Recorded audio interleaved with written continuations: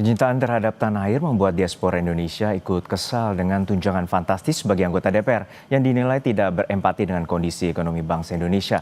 Lalu bagaimana pandangan diaspora Indonesia Salsa Erwina Huta Galung melihat kondisi ini? Kita telah terhubung melalui sambungan Zoom dengan Salsa Erwina di kota Aarhus, Denmark. Selamat pagi waktu Denmark, Mbak Salsa.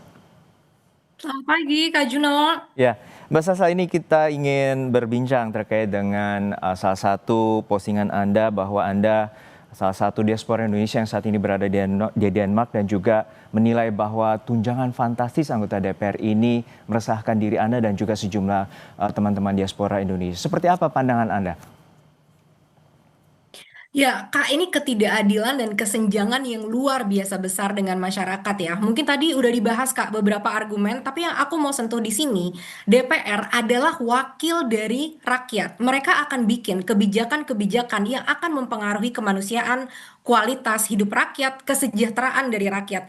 Maka kalau kesenjangannya itu terlalu tinggi, mereka bahkan tidak merasakan penderitaan yang dirasakan dari rakyat. Makanya banyak banget Kak, kita lihat komen-komen dari DPR yang sangat mati empati terhadap rakyat karena memang mereka secara realistis tidak merasakan penderitaan yang dirasakan oleh rakyat.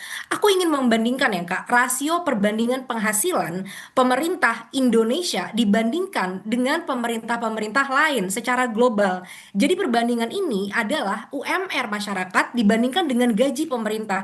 Yang tadi sudah aku bahas, kita butuh kesenjangan ini untuk didekatkan agar kebijakan-kebijakan itu lebih representatif untuk benar-benar eh, menciptakan peningkatan kesejahteraan gitu dari masyarakat. Nah, kita lihat Kak, di Singapura datanya gaji UMR individu masyarakat UMR nih ya, berarti kan itu standar ya. Itu gaji parlemennya hanya 2,6 kali lipat lebih besar dibandingin dari UMR. Di Malaysia, ini salah satu data tertinggi yang aku lihat ya, di Asia juga, yaitu 9 kali lipat Kak. Nah, sedangkan di Swedia atau deket banget nih sama Denmark ya, tempat aku tinggal, itu hanya berbeda 1,9 kali lipat. Jadi memang kesenjangannya nggak jauh agar kebijakan-kebijakan yang dibuat itu benar-benar bisa dirasakan masyarakat. Tapi Kak, di Indonesia, bayangkan UMR kita secara nasional kalau dirata-ratakan itu hanya 3,5 juta per bulan. Dibandingkan dengan take home pay yang hampir 120 juta, itu 34 kali lipat. Ini kesenjangan yang luar biasa besar.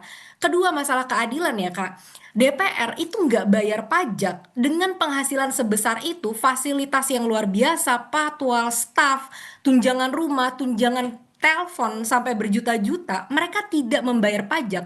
Kita bandingkan dengan masyarakat yang sebelum kita terima gaji, itu pajak kita udah dipotong langsung. Belum lagi baru baru disahkan, PPN mau naik, PBB naik secara brutal dan membabi buta ya, sampai 1.000 kali lipat gitu di beberapa daerah. Jadi memang ini benar-benar kelihatan banget Kak secara terang benderang seperti matahari bahwa masyarakat dicekik habis-habisan tapi pemerintah kita hidup dengan bermandi-mandi kemewahan. Menurut aku ini ketidakadilan yang luar biasa besar dan kesenjangan yang semakin besar antara anggota parlemen dan masyarakat sehingga mereka tidak akan mampu bikin kebijakan-kebijakan yang benar-benar merepresentasi dan meningkatkan kesejahteraan masyarakat. Nah, untuk saat ini keterangan terbaru dari Wakil Ketua DPR, Sufmi Dasko Ahmad, bahwa menyatakan anggaran tunjangan terutama yang terkait dengan perumahan ini berakhir di Oktober 2025 gitu ya. Untuk saat ini, seperti apa pandangan Anda? Maksudnya ini akan digagalkan atau gimana Kak? Jadi komitmen terkait dengan tunjangan rumah itu baru saja mendapatkan informasi dari Wakil Ketua DPR bahwa tunjangan 50 juta rupiah untuk tunjangan rumah tersebut Ya. akan dibatasi hingga Oktober 2025. Oke, bagus. Kalau begitu mereka benar-benar bisa mendengarkan aspirasi ya. Tapi nggak cuma tunjangan rumah yang kita minta untuk dikurangin. Semua-muanya. Karena tunjangan komunikasi, tunjangan segala macam itu juga harus kita pertanyakan, Kak. Karena ini adalah investasi dari pajak rakyat kan. Maka berhak kita pertanyakan dari investasi sebesar itu, apa hasil yang kita dapatkan dari kinerja DPR gitu ya. Apakah boleh aku bahas sedikit tentang bagaimana menurutku tentang hasil kerja DPR sampai saat ini? Ya silakan, gimana Mbak? Ya, Mereka ini kan nggak jelas ya Kak, KPI-nya nggak ada, tujuan takaran kinerjanya itu nggak ditunjukkan. Padahal karyawan dimanapun, mereka adalah karyawan kita ya, karena kita yang bayar gaji mereka dan segala fasilitas mereka. Karyawan dimanapun saat gajinya dinaikkan berarti kinerja mereka itu bagus. Nah sekarang kita pertanyakan apa kira-kira bagaimana kita mengukur kinerja dari DPR? Karena nggak ada nih target yang dikomunikasikan kepada masyarakat, maka aku akan ambil target-target yang bisa aku cari dari informasi di luar gitu ya. RUU Kak, RUU di tahun 2025 kita punya target sebanyak 42 RUU prioritas yang harusnya disahkan. Sampai saat ini baru ada 14 yang sudah disahkan, bahkan setengahnya pun jauh hasilnya dari sana. Kedua, RUU perampasan aset, Kak. Ini sesuatu yang masyarakat udah bener-bener benci banget dengan korupsi di Indonesia dan ini membunuh banyak banget sistem masyarakat kita, udah merusak ke lini-lini masyarakat ya. RUU perampasan aset itu didukung 94% oleh publik. Ini data dari Transparansi Internasional. Tapi sampai saat ini pengesahannya masih ditunda. Bahkan aku lihat ya, kemarin Syaroni sempat berkata bahwa, oh kalau mau OTT, kalau bisa lapor dulu sama-sama ketua partai. Dia ini sebenarnya pegawai partai Mhm, atau merepresentasikan rakyat. Jadi memang udah bener-bener mhm, hasil kerjanya nggak ada, Kak. Oh, mhm. tapi tunjangannya itu luar biasa besar Iya, gitu baik. loh. Saya potong sebentar. Untuk saat ini Anda juga meminta adanya komunikasi ataupun bahkan Anda mengajak untuk berdiskusi atau berdebat terkait dengan tunjangan ini. Dan untuk saat ini apakah Anda mengetahui bahwa dari Wakil Ketua Komisi 3 Ahmad Syaroni juga telah memposting terkait dengan ajakan ataupun permintaan Anda untuk berdebat? Iya, bahkan kayaknya akun aku udah diblok ya, karena mungkin begitu banyak mention kepada wakil rakyat kita yang satu itu, dan dia sudah balas kalau katanya dia nggak akan menerima ajakan debat itu karena dia masih masih bodoh dan masih perlu belajar. Ya, menurutku kalau memang dia merasa bodoh, maka itu bukan tempat yang baik ya untuk dia mengatakan orang-orang yang mau membubarkan DPR itu ya cenit gitu ya. Itu udah nggak masuk akal banget. Dan yang kedua, kalau memang bodoh, saat kita bodoh kak, aku pun nggak tiba-tiba jadi mewakili Indonesia di lomba debat dunia kan. Itu kan ada proses untuk aku bisa menjadi semakin baik. Harusnya dia mau belajar gitu. Dan yang aku pertanyakan di sini adalah pertanggungjawabkan kata-katanya dan kesombongannya menantang masyarakat dengan begitu arogannya dia gitu. Itu yang aku pertanyakan dan Ya.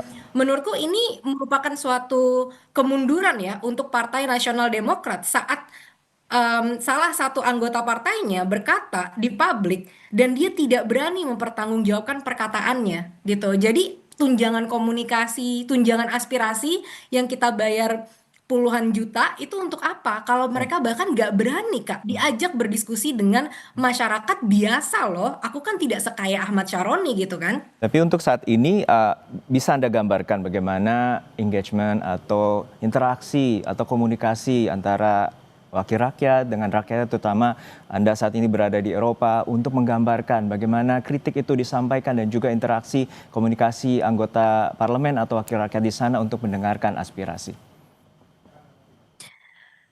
Ya, jadi kalau yang kondisi saat ini ya Kak, yang dari posting-postingan aku di sosial media, aku mendapat dukungan yang luar biasa sekali dari masyarakat Maksud karena mereka saya merasakan contoh yang kemarahan. bisa kita ambil dari anggota parlemen terutama di belahan dunia lain, terutama Anda saat Oke, ini berada di Denmark, seperti apa engagementnya dan terutama kalau menurut Wakil Ketua Komisi 3 Ahmad Syaroni bahwa tak ada tata cara untuk menyampaikan kritik. Nah, untuk saat ini Anda punya gambaran terkait dengan penyampaian kritik dan juga ya, pembahasan diskusi bersama wakil rakyat.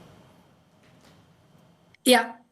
Jadi di Denmark sendiri Kak, kita ini negara dengan korupsi terendah di dunia. Jadi top 3 korupsi terendah di dunia ya. Jadi memang pemerintahnya itu sudah bisa dapat dipercaya.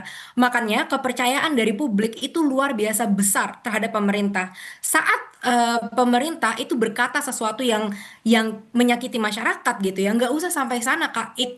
Itu namanya cacian dan makian dari masyarakatnya luar biasa besar. Karena apa? Karena mereka itu dibayar dari gaji hasil pajak rakyat, dan pemerintah di sini tidak diperlakukan dengan spesial sama sekali, Kak. Karena tadi yang sudah ditunjukkan ya, mereka gajinya cuma 1,9 kali lebih besar dibandingin UMR. Mereka tidak ada, Kak, namanya tunjangan rumah dinas, tidak ada namanya tunjangan mobil pribadi. Yang diberikan adalah mereka dikasih kartu transportasi gratis untuk naik bus dan kereta. Sehingga di sini kalau kita mau ketemu dengan wakil parlemen, itu mudah sekali, Kak, orang mereka ke sekolah ke kantor aja kadang-kadang bersepeda gitu kan. Mhm. Dan kelihatan ya, Kak, hasil kerjanya. Denmark salah satu negara paling bahagia di dunia dengan tadi aku bilang tingkat korupsi terendah, dan segalanya pendidikan, kesehatan itu gratis, Kak. Namanya pendidikan gratis itu bukan itu gratis sampai S2 dan sampai S3. Jadi bisa sekolah sampai manapun, dan bukan cuma gratis, namanya mahasiswa itu dibayar, Kak, sama pemerintah untuk bisa belajar.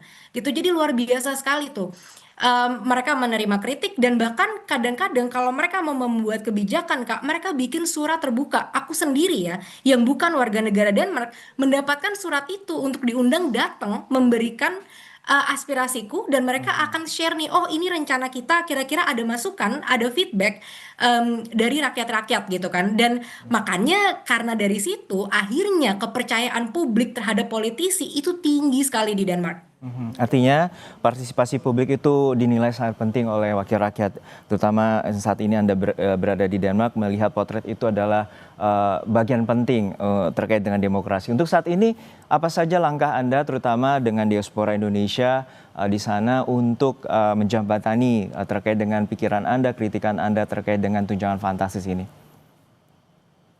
Iya, Kak, dan sebagai bangsa Indonesia ya, yang lahir dan besar di Indonesia, aku cinta sekali dengan tanah airku, dan melihat keindahan negara lain, keadilan, kesejahteraan seperti ini, itu ngebuat hati aku hancur ya, Kak, setiap hari. Karena aku melihat negara-negara ini bukan negara kaya, mereka nggak punya apa-apa, Kak. Mereka cuma punya sumber daya manusia. Dibandingkan dengan negaraku yang sumber daya manusianya luar biasa banyak, alamnya luar biasa hebat, tapi kemiskinannya luar biasa besar. Nah, berangkat dari situ, kita diaspora-diaspora itu merasakan kesedihan yang luar biasa dengan apa yang terjadi di Indonesia.